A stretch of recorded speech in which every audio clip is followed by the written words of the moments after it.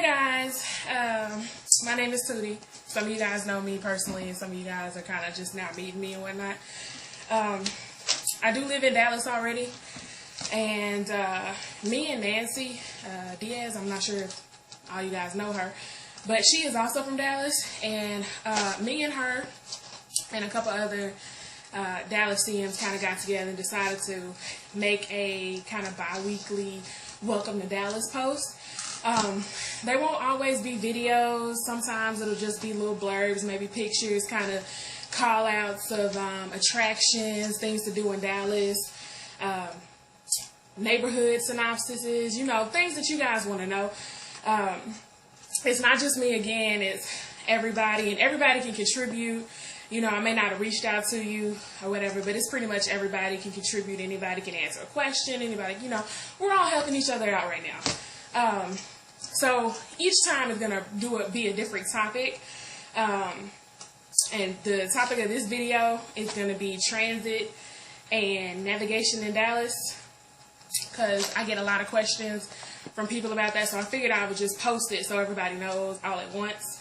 I apologize if I look a little rough. It's been a long day. I've been up since 5 a.m. and I had a blowout in the rain this morning. So the fact that I'm even awake right now is an accomplishment. So again, today's topic, transit and navigation. And by transit, I mean like public transit, and navigation as far as like our highways, our byways, etc. Dallas-Fort Worth has extensive highways. We have main ones, and then we have kind of like byway ones that lead to main ones. Just as everywhere else, if it's an even numbered freeway, it runs east to west, and odd numbered freeways run north and south, which, if you guys didn't know that, that's how it works everywhere. Our main freeways are 20, 30, 635, and 35. 20 and 30 run parallel to each other, and they run east to west. So a lot of exits that are on 20 are also on 30, but 20 and 30 kind of diverge, and they take you to different parts of Dallas. 35 runs north to south, but it has east and west variations as well, because one part of 35 runs out to Fort Worth, and another part runs out like further south. That's the freeway that you take if you're going like to Austin, San Antonio, like further south outside of Dallas, and that's where the kind of like the urban suburbs are if you go down 35. Upper 35 is kind of like the upper Dallas region. It's like where the upper suburbs are.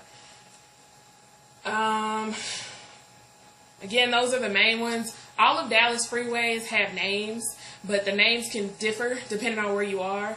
For example, on the Arlington side of 30, Arlington is a suburb of Dallas. People from Arlington will tell you that it's its own city, but it's a suburb.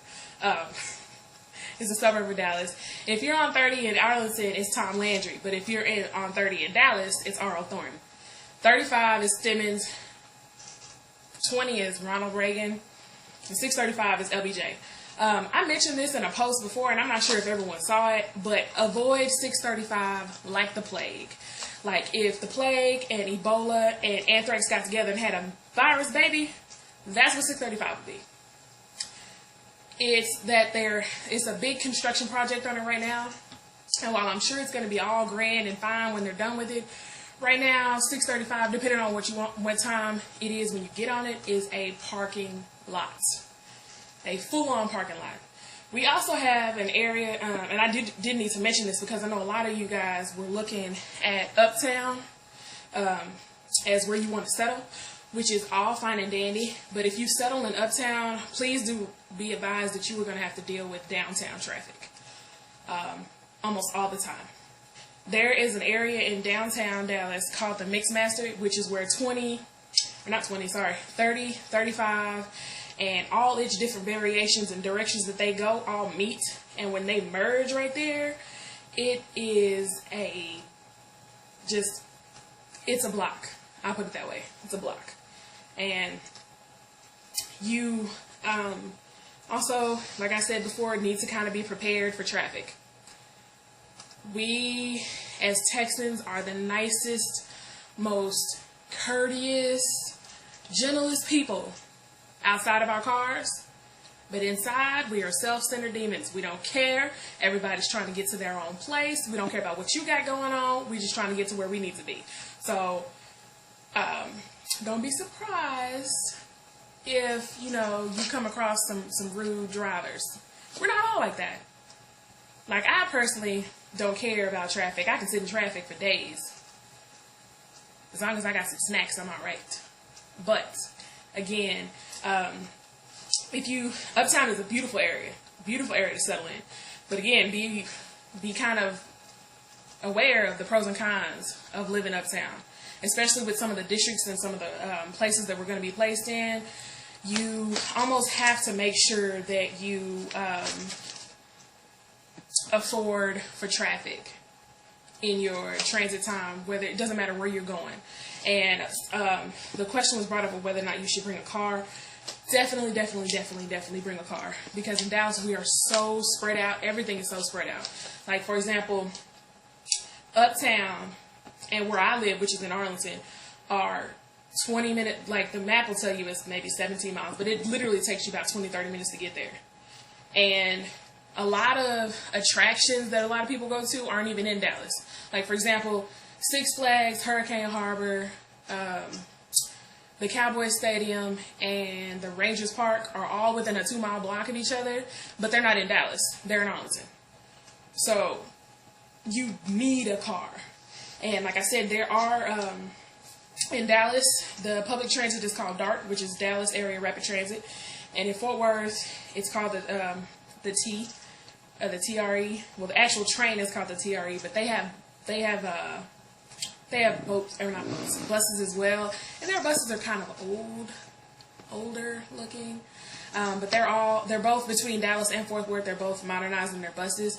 Dallas also has what's called the DART rail, and it's basically an above ground subway. It's a train. It's a rapid area train. There used to only be 2 lines, which is the blue line and the red line, but now they've kind of expanded. So lots of options, lots of traveling options for you guys. We do have 2 tollways, and that is the PGBT, which is the President George Bush Turnpike, Big Bush, not Little Bush, and then we have the Dallas North Tollway, which is it's smaller than the George Bush Turnpike, but if you're not paying attention, you end up on it. And it's not one of those tollways where you stop and pay the toll person. You just drive through, and then they send you a bill in the mail. And the price per toll is dependent on the exit that you're going through. And I believe it's every 3 miles that you get a toll. So, strictly dependent on you and whether you want to go on it. Like I said, lots of options. Even though some of the specific freeways are known for traffic, like 635 is known for traffic, 30 is known for traffic, 20 isn't really known for traffic, but 20 runs on the outside, on the outskirts of Dallas. It runs through Dallas, but it doesn't run through downtown. So it has less traffic than those other 2 freeways. But because we have so many freeways, there's always another route to get to somewhere you're trying to go. So that kind of sums up today's post. If you guys have any questions, any suggestions on posts, please let us know. Again, this isn't just me. This is a bunch of us. We just kind of wanted to give you guys a starting point. I know for a lot of people, you guys are moving from out of state and out of the city, and we kind of just wanted to give you guys a starting point so that you have some type of reference point, and you're not necessarily having to do everything on your own, find everything on your own. So, again, if you guys have suggestions, comments, questions, concerns, just let us know, comment, post, whatever, ask a question, message me or message us, doesn't matter. That's it for this video. Bye!